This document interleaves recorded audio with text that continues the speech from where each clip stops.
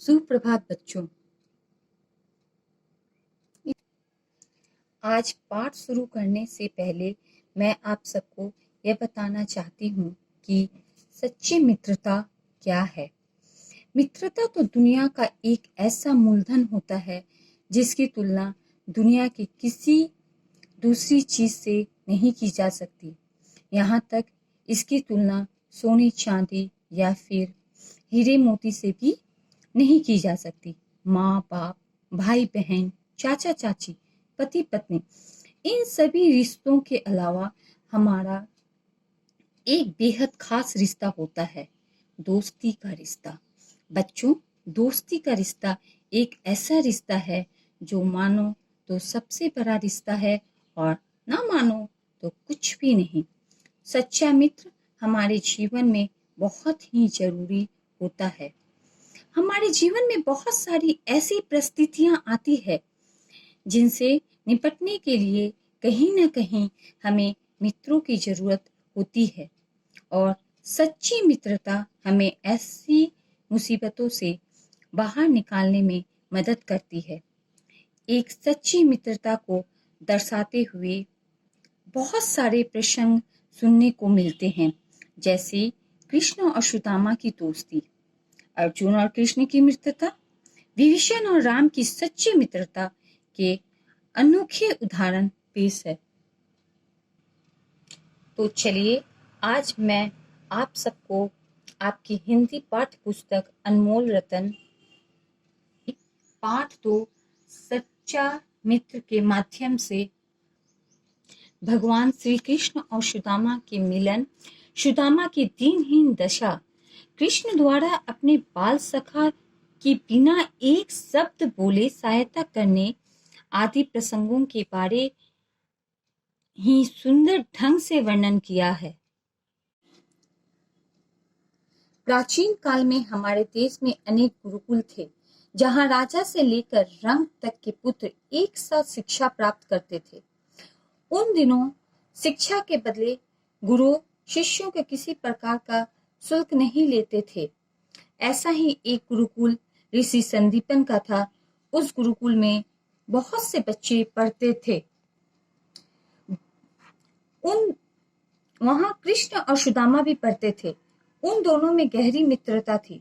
गुरु संदीपन की पत्नी भी आश्रम में रहती थी। वह सभी बच्चों के लिए भोजन बनाती थी और उन्हें पुत्र के समान प्यार करती थी।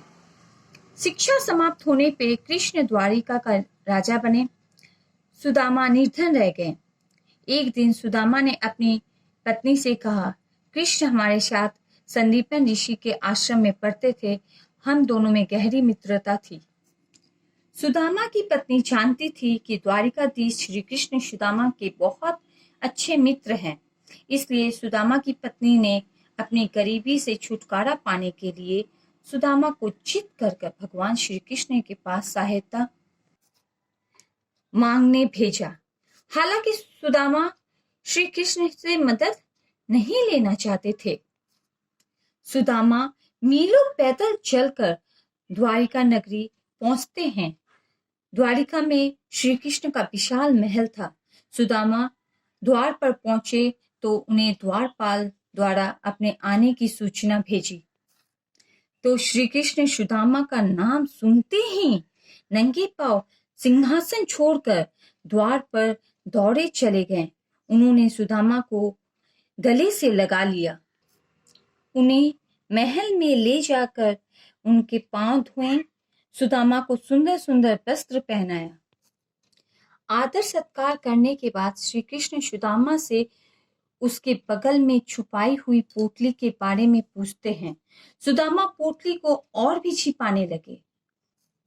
श्री कृष्ण मुस्कुराते हुए सुदामा से कहते हैं कि बचपन में भी जब गुरु माता ने उन्हें चने खाने को दिया था तो वह सारे चने अकेले ही खा गए थे और आज भी भाभी ने उनके लिए जो उपहार भेजा है वह भी उन्हें नहीं दे रहे हैं। यह कहकर श्री कृष्ण ने पोटली छीन ली। उन्होंने पोटली खोली, उसमें भुने हुए चावल थे। श्री कृष्ण बड़े चाव से खाने लगे। सुदामा श्री कृष्ण के महल में कुछ दिन रहे। श्री कृष्ण ने उनका बड़ा आदर सत्कार किया। दोनों मित्र बड़े प्रेम से बचपन की बातें किया करते थे। श्री कृष्ण ने उनको बड़े प्रेम से विदा किया, लेकिन कुछ दिया नहीं। बाहर आकर सुदामा सोचने लगे, कृष्ण ने बातें तो बहुत मीठी मीठी की, परंतु आते समय मुझे कुछ भी नहीं दिया। इससे नाराज सुदामा घर लौटते समय श्री कृष्ण के बारे में अनगलत बातें सोचने लगते हैं। वह सोचते हैं कि बचपन में घर घर जाकर माखन मांग कर खाने वाला मुझे क्या देगा। कुछ दिनों में सुदामा अपने गांव पहुंचे, किंतु उन्हें वहां अपनी झोपड़ी दिखाई ना दी। वो चकित रह गए। उन्होंने लोगों से पूछा। लोगों ने उन्हें बताया, राजा कृष्ण ने तुम्हारी झोपड़ी के स्थान पर यह सुंदर भवन बनवा दिया है। सुदामा चकित होकर देख ही रहे थे, इतने में एक स्त्री वहां आई। वह स्त्री सुंदर वस्त्रों से सजी और गहनों से लदी थी। उन्होंने सुदामा को नमस्कार किया। तब सुदामा ने देखा कि वह उनकी पत्नी थी। सुदामा मित्र के प्यार में से गदगद हो। तो बच्चों, इस कहानी से हमें क्या शिक्षा मिलती है? कृष्ण और सुदामा का प्रेम यानी सच्चा मित्र प्रेम। सच्चे प्रेम में ऊंच या नीच नहीं देखी जाती और ना ही अमीरी गरीबी देखी जाती है। इसलिए आज इतने युगों के बाद भी दुनिया श्री कृष्ण और सुदामा के दोस्ती को सच्चे मित्र प्रेम के प्रतीक के रूप में याद करती है। धन्यवाद।